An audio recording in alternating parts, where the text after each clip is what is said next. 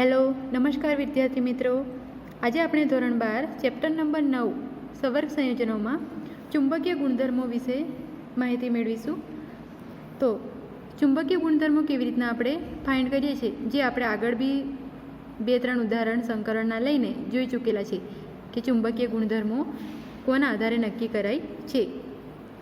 તો ચુંબકીય ગુણધર્મો નક્કી કરવા માટે તેમાં રહેલા અયુગ્મિત ઇલેક્ટ્રોન અને યુગ્મિત ઇલેક્ટ્રોનની સંખ્યાના આધારે આપણે તેનો ગુણધર્મ ચુંબકીય, અનુચુંબકીય છે કે પ્રતિચુંબકીય છે તે ફાઇન્ડ કરીએ છીએ. સંવર્ગ સંયોજનોની ચુંબકીય ચાકમાત્રા ચુંબકીય ગ્રહણશીલતાના પ્રયોગો દ્વારા માપી શકાય છે. આ પરિણામોનો ઉપયોગ ધાતુ સંયોજનો માટે સ્વીકારેલ રચના વિશે માહિતી મેળવવામાં કરી શકાય છે. તો સંવર્ગ સંયોજનોની ચુંબકીય ચાકમાત્રા, જેનું સૂત્ર છે μ = n+2. તો એ સૂત્રના આધારે આપણે n બરાબર અયુગ્મિત ઇલેક્ટ્રોનની સંખ્યા લઈને ચુંબકીય ચાકમાત્રા ગણી શકીએ છીએ. પ્રથમ સંક્રાંતિ શ્રેણીના ધાતુના સંવર્ગ સંયોજનોની ચુંબકીય માહિતીનો અભ્યાસ અંગે આપણે અહીંયા જોઈશું. તો ખાલી આપણે અહીંયા પ્રથમ સંક્રાંતિ શ્રેણી લઈએ છીએ. તો પ્રથમ સંક્રાંતિ શ્રેણી સ્કેન્ડિયમથી ચાલુ થઈને ઝિંક સુધીના તત્વો, જેને આપણે પ્રથમ સંક્રાંતિ શ્રેણી કહીએ છીએ, જે ડી વિભાગની અંદર ફર્સ્ટ નંબરની શ્રેણી છે. તો એની અંદર આપણે લેવાનું છે ટિટેનિયમ, વેનેડિયમ અને ક્રોમિયમ. તો ડી કક્ષકોમાં 3 ઇલેક્ટ્રોન સુધીના ધાતુ આયનો જેવા કે ટિટેનિયમ +3, જેમાં D1 છે, વેનેડિયમ +3 D2 છે, ક્રોમિયમ +3 D3 છે, જેમાં અષ્ટફલકીય આકાર મેળવવાના સંકરણ કરવા માટે 4s અને 4p કક્ષકો સહિત 2 ખાલી ડી કક્ષકો પ્રાપ્ય છે. આ મુક્ત આયનોની ચુંબકીય વર્તણૂક સરખી હોય છે.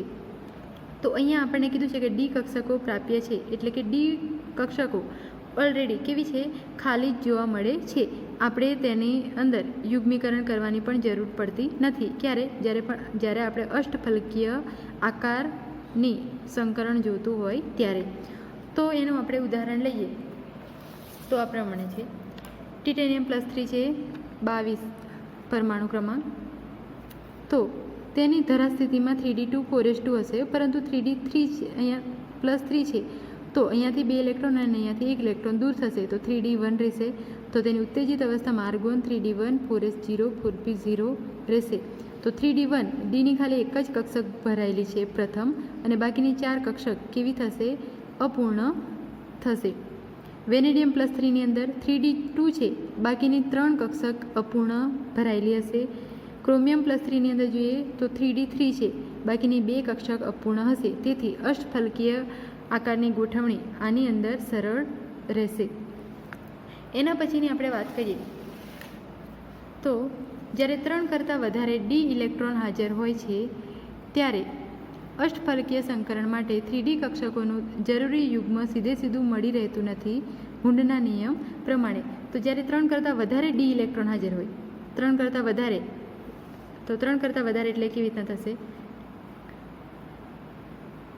ડી છે એની અંદર 1 2 3 હશે, તો 2 કક્ષક ઓલરેડી આપણી પાસે ખાલી છે. જે ક્યારે જોવા મળ્યું, તો ટિટેનિયમ, વેનેડિયમ અને ક્રોમિયમ +3 ઓક્સિડેશન આંક ધરાવતા હોય તો તેની અંદર. તો 3 કરતાં વધારે જો ઇલેક્ટ્રોન ઓલરેડી ડી કક્ષકની અંદર હશે તો તેનું સીધું યુગ્મીકરણ થતું નથી. તો અહીંયા જો ચોથો હશે તો એક જ કક્ષક ખાલી હશે, ત્યારે આ જે ઇલેક્ટ્રોન છે એનું યુગ્મીકરણ કરાવવું પડશે, પછી ડી કક્ષક ખાલી થશે. તો એના માટે આપણે ઉદાહરણ છે D4 ક્રોમિયમ +2 અને manganese +3, D5 manganese +2 Fe+3, D6 Fe+2 અને કોબાલ્ટ +3 ના કિસ્સામાં ખાલી કક્ષકો જોવા મળે છે 2 1 અને 0. તો આની અંદર 2 ખાલી કક્ષક જોવા મળે છે, આમાં જોઈએ તો 1 ખાલી કક્ષક જોવા મળે છે, અને આની અંદર જોઈએ તો 0 કક્ષક ખાલી જોવા મળે છે. તો અહીંયા મેંગેનીઝ +2 લીધું છે, આમાં મેંગેનીઝ +3 છે. તો દરેકની અંદર આપણે ઉદાહરણ લઈને જોઈએ તો ઉદાહરણ આ પ્રમાણે થશે. Fe+3 લઈએ તો argon 3d4 4s0 4p0. 3d4 છે તો 1 2 3 4 કક્ષક કેવી થશે, અહીંયા ખાલી જોવા મળે છે.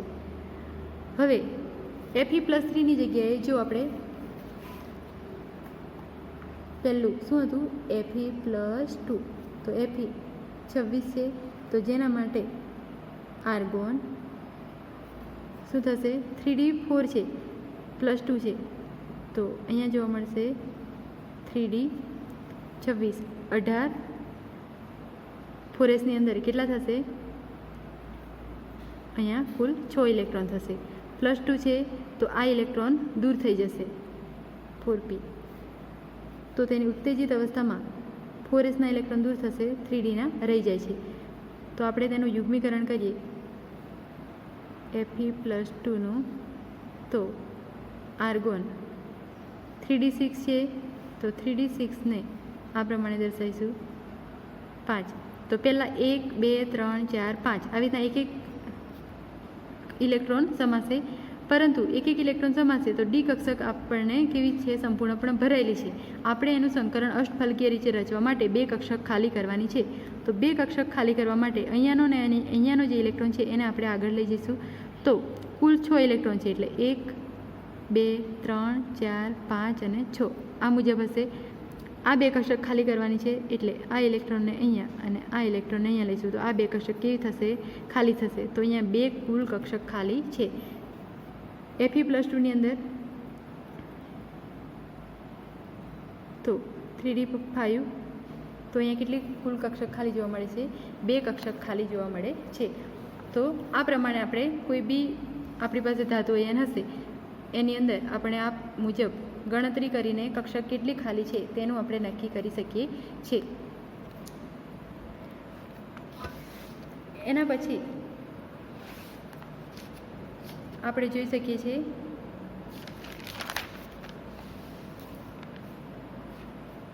મેંગેનીઝ હેક્ઝાસાયનો મેંગેનેટ 3 ચલો તો આનું આપણે સંકરણ રચવાના છે હવે આપણને કીધું છે કે ચુંબકીય માહિતી ઘણા કિસ્સાઓમાં મહત્તમ ભ્રમણ યુગ્મન ખાસ કરીને D6 આયન ધરાવતા સવર્ગ સંયોજનો સાથે સહમત થાય છે હવે D6 હશે એટલે શું થશે યુગ્મીકરણ કરવાનું સહેલું પડશે દરેક 2 ઇલેક્ટ્રોન થઈ જશે અને 2 ઇલેક્ટ્રોન ખાલી થઈ જશે પરંતુ D4 અને D5 હશે ત્યારે આપણને થોડી મુશ્કેલી સર્જાય છે તો તેના માટે આપણને કેટલાક ઉદાહરણો આપેલા છે જેમ કે MnCN6 MnCl6 FeCN6 COF6 C2O4 MnCN6 વગેરે આપણને ઉદાહરણ આપેલા છે તો એની અંદર આપણે પહેલું લઈએ છીએ MnCN6 -3 તો સૌપ્રથમ આપણે જ્યારે પણ સંકરણ કરવાનું હોય તો એના પહેલાં અહીંયા રહેલો જે મેંગેનીઝ છે મધ્યસ્થ પરમાણુ તેનો ઓક્સિડેશન આંક શોધવાનો તો તેનો ઓક્સિડેશન આંક +3 થશે જે તમારે ફાઇન્ડ કરવાનું રહેશે તો મેંગેનીઝ જેની ઓક્સિડેશન આંક +3 છે સૌપ્રથમ એની ધરા સ્થિતિમાં ઇલેક્ટ્રોનની ગોઠવણી કરીએ તો આર્ગોન 3d5 4s2 થશે +3 થશે એટલા માટે અહીંયાથી 2 ઇલેક્ટ્રોન અને અહીંયાથી 1 ઇલેક્ટ્રોન તો કુલ અહીંયા રહેશે 4 તો 3d4 4s0 4p0 4d0 આ પ્રમાણે આપણે લખીશું CN અહીંયા રહેલો જે લિગેન્ડ CN છે તો CN જે કેવો છે પ્રબળ લિગેન્ડ છે પ્રબળ લિગેન્ડ હોવાથી અંદરની ડી કક્ષકની અંદર જ એટલે કે 3D કક્ષકની અંદર જ યુગ્મીકરણ થઈને તેની 2 કક્ષકો ખાલી કરીને તેની અંદર સંકરણ રચશે એટલા માટે અહીંયા 3d4 હતા તો આ પ્રમાણે થતું હતું 1 2 3 4 અને એક કક્ષક ખાલી રહેતી હતી આપણે 2 કક્ષક ખાલી જોઈએ છે એટલે આ જે ઇલેક્ટ્રોન છે એ પહેલાંની અંદર આવી જશે તો પહેલાંની અંદર 2 થઈ જાય છે અને આ કક્ષક ખાલી થશે ત્યાં CNના યુગ્મ જે છે એ અહીંયા જોડાશે તો 1 2 3 4 5 6 CN અહીંયા જોડાય છે અને ડીની કેટલી 2 એસની 1 અને પીની 3 જોડાય છે તો D2sp3 સંકરણ રચાશે અને 2 અયુગ્મિત ઇલેક્ટ્રોન હોવાના કારણે અનુચુંબકીય ગુણધર્મ થશે જો એની ચુંબકીય ચાકમાત્રા શોધવી હોય તો આ પ્રમાણે n+2ની અંદર n બરાબર 2 શા માટે કારણ કે અયુગ્મિત ઇલેક્ટ્રોન 2 છે તો આ પ્રમાણે ચુંબકીય ચાકમાત્રા શોધીને તેનું મૂલ્ય ફાઇન્ડ કરી શકો છો જે અહીંયા આપણને સંકરણ જોવા મળ્યું એ કેવું છે આંતરકક્ષકીય સંકીર્ણ આંતરકક્ષકીય કોને કહેવાય તો આંતરકક્ષકીય જો અંદરની 3D કક્ષકની અંદર જો અંદરની જે 3D કક્ષક છે એ સંકરણની અંદર ભાગ લે તો આપણે એને આંતરકક્ષકીય સંકીર્ણ કહીશું અને જો બહારની 4D કક્ષક જો સંકરણની અંદર ભાગ લેશે તો એને આપણે બાહ્ય કક્ષકીય સંકીર્ણ કહીશું તો અહીંયા Cn છે એ પ્રબળ લિગેન્ડ હોવાથી અંદરની 3D કક્ષકના ઇલેક્ટ્રોનનું યુગ્મીકરણ કરે છે અને અંદર સંકરણ પામે છે, તેથી તે આંતરકક્ષકીય સંકીર્ણ કહેવાશે. બીજું ઉદાહરણ આપણે લઈએ MnCl6-3, જેની અંદર Mn નો ઓક્સિડેશન આંક શોધશો તો +3 થશે. તો જેની અંદર પણ આપણને મેંગેનીઝ આપેલું છે, મેંગેનીઝ +3, આર્ગોન, પરંતુ અહીંયા એક જ વસ્તુ ખાલી ડિફરન્સ છે. આગળ આપણે Cn હતું, અહીંયા શું છે Cl છે. Cn જે હતો એ પ્રબળ લિગેન્ડ હતો, Cl અહીંયા નિર્બળ લિગેન્ડ છે. નિર્બળ લિગેન્ડ હોવાના કારણે અંદરની 3D કક્ષક છે તેનું યુગ્મીકરણ કરશે નહીં અને બહારની જે 4D કક્ષક છે તેની અંદર સંકરણ રચશે. તો તેના માટે આપણે 3D4 જે છે એના ઇલેક્ટ્રોન આવી રીતના રહેવા દઈશું, અયુગ્મિત જ રહેવા દઈશું. જે અયુગ્મિત ઇલેક્ટ્રોનની સંખ્યા પૂછે તો કેટલી થશે? 4. તો એસની અંદર સંકરણ થશે, પીની અંદર અને ડીની 2 કક્ષકની અંદર સંકરણ થશે, તો sp3d2 સંકરણ રચાશે. ગુણધર્મ એનો 4 ઇલેક્ટ્રોન અયુગ્મિત હોવાના કારણે અનુચુંબકીય થશે. ચુંબકીય ચાકમાત્રા ગણવી હોય તો n = 4 લઈને ચુંબકીય ચાકમાત્રા ગણી શકો છો. બીજું, તો આ જે સંકીર્ણ રચાય છે સંકરણ એ કયા પ્રકારનું છે? તો 4D અંદરની કક્ષક સંકરણમાં ભાગ નથી લીધી, બહારની ડી કક્ષક ભાગ લે છે, તેથી બાહ્ય કક્ષક સંકીર્ણ પ્રકારનું સંકરણ કહી શકીએ છીએ. ત્રીજું ઉદાહરણ આપણે લઈએ FeCN6-3 નું. Fe નો ઓક્સિડેશન આંક અહીંયા +3 જોવા મળે છે, તેથી એની આ ધરાવસ્થા થશે. ઉત્તેજિત અવસ્થાની અંદર argon 3d5 4s0 4p0 4d0 થશે. અહીંયા આપણે જોઈશું તો Cn છે પ્રબળ લિગેન્ડ છે, તેથી 3Dના ઇલેક્ટ્રોનનું યુગ્મીકરણ કરશે, તો આ પ્રમાણે યુગ્મીકરણ થશે 1 2 3 4 5. 5 ઇલેક્ટ્રોન અહીંયા સમય છે, તો સૌપ્રથમ 1 2 3 4 5 અલગ અલગ ઇલેક્ટ્રોન હતા, તેથી 2 કક્ષકો ખાલી થાય છે અને આ પ્રમાણે યુગ્મીકરણ થાય છે. 3Dની 2 કક્ષા, 4sની 1, 4pની 3 કક્ષક જોડાઈને D2sp3 સંકરણ રચે છે અને ગુણધર્મ એક અયુગ્મિત ઇલેક્ટ્રોન હોવાના કારણે અણુચુંબકીય ગુણધર્મ થશે. ચુંબકીય ચાકમાત્રાનું મૂલ્ય જોવા માટે n = 1ની વેલ્યુ લઈ શકો છો. અંદરની 3D કક્ષક સંકરણમાં ભાગ લેતી હોવાથી આંતરકક્ષકીય સંકીર્ણ પ્રકારનું સંકરણ રચાશે. એના પછી આપણે બીજું ઉદાહરણ લઈએ છીએ C2O4 થ્વાઇસ. ચલો, તો આની અંદર કોબાલ્ટ છે અને C2O4 કેટલા છે? થ્વાઇસ. અહીંયા કેટલા મોલ છે? 3 મોલ છે. હવે અહીંયા થ્વાઇસ છે, 6 હોવો જોઈએ એવું, પણ અહીંયા શું છે 2 તરી 6, તો અહીંયા જે 3 દુ 6 કાર્બન અને 4 તરી 12 ઓક્સિજન થશે. તો આની અંદર કોબાલ્ટ અને કોબાલ્ટની આજુબાજુ 6 ઓક્સિજન હશે, 6 ઓક્સિજન કોબાલ્ટની સાથે અને બીજા અહીંયા કાર્બન હશે. 1 ઓક્સિજન સાથે 2 કાર્બન જોડાયેલા છે અને એની સાથે ઓક્સિજન હશે. એટલે આ પ્રમાણેની કંઈક રચના હશે. તો 6 કોબાલ્ટ સાથે 6 શું જોડાયેલા છે? 1 2 3 4 5 અને 6 ઓક્સિજન જોડાયેલા છે. તેથી કોબાલ્ટનો +3 ઓક્સિડેશન આંક થશે અને એના આધારે આપણે આની ઇલેક્ટ્રોનની રચના લખીએ તો આર્ગોન 3d6 4s0 4p0 થશે. અહીંયા C2O4 જે છે જે પ્રબળ લિગેન્ડ હોવાથી અંદરની ડી કક્ષકનું સંકરણ કરે છે અને તેથી આંતરકક્ષકીય સંકીર્ણ રચે છે. સંકરણ D2sp3 પ્રકારનું થશે. અયુગ્મિત ઇલેક્ટ્રોન એક પણ નથી, તેથી પ્રતિચુંબકીય ગુણધર્મ થશે અને ચુંબકીય ચાકમાત્રાનું મૂલ્ય પણ 0 થઈ જશે, કેમ કે એક પણ અયુગ્મિત ઇલેક્ટ્રોનની સંખ્યા નથી.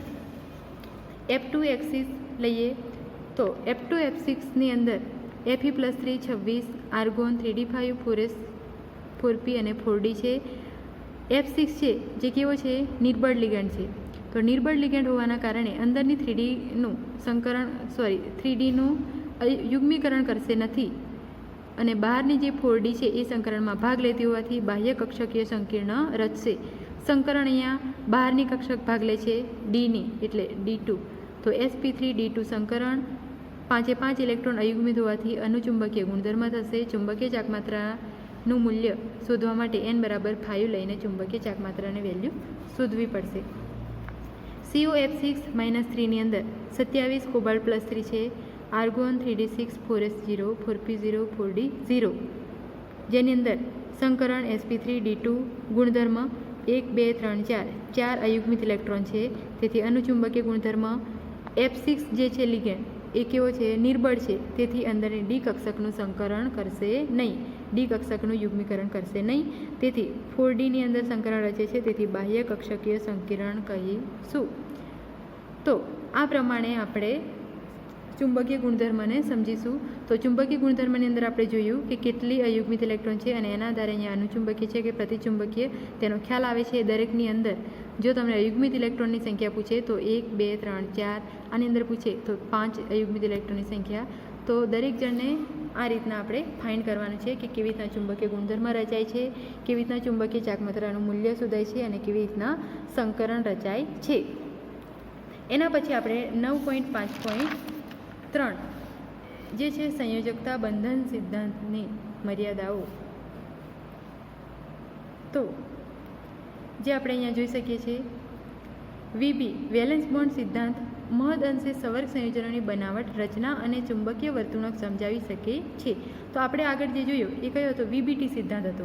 હવે વીબીટી સિદ્ધાંત જે છે એની અંદર આપણે શું જોયું, બનાવટ જોઈ, રચના જોઈ અને ચુંબકીય વર્તણૂક જોઈ, પરંતુ તે નીચેની અપૂર્ણતા દર્શાવે છે. તો એની અંદર આટલા મુદ્દા છે જે વીબી સિદ્ધાંત સમજાવી શકતો નથી. તો તે ઘણી બધી ધારણાઓનો અભ્યાસ કરે છે. ચુંબકીય માહિતીનું જથ્થાત્મક અર્થઘટન આપી શકતો નથી. સવર્ગ સંયોજનો દ્વારા પ્રદર્શિત રંગોને સમજાવી શકતો નથી. સવર્ગ સંયોજનોની ઉષ્માગતિકીય અથવા તો ગતિકીય સ્થાયીતા વિશે અર્થઘટન આપી શકતો નથી. 4 સવર્ગ સંકીર્ણોના સમચતુષ્ફલક અને સમતલીય ચોરસ બંધારણો વિશે કોઈ ચોક્કસ પાકકથન કરી શકતો નથી. આપણે આગળ જે ભણ્યા એ મોસ્ટ ઓફ આપણે અષ્ટફલકીયના જ જોયા છે સંકરણ. તે નિર્બળ અને પ્રબળ લિગેન્ડ વચ્ચે ભેદ પાડી શકતો નથી. એ પણ વીબીટી સિદ્ધાંતની અંદર આવી જાય છે. તો આ જે છે મુદ્દા 6 મુદ્દા જે વીબી સિદ્ધાંત સમજાવી શકતો નથી. તો આ હતી તેની મર્યાદાઓ. અહીંયા આપણે આજનો લેક્ચર પૂરો કરીએ છીએ. All of you thanks.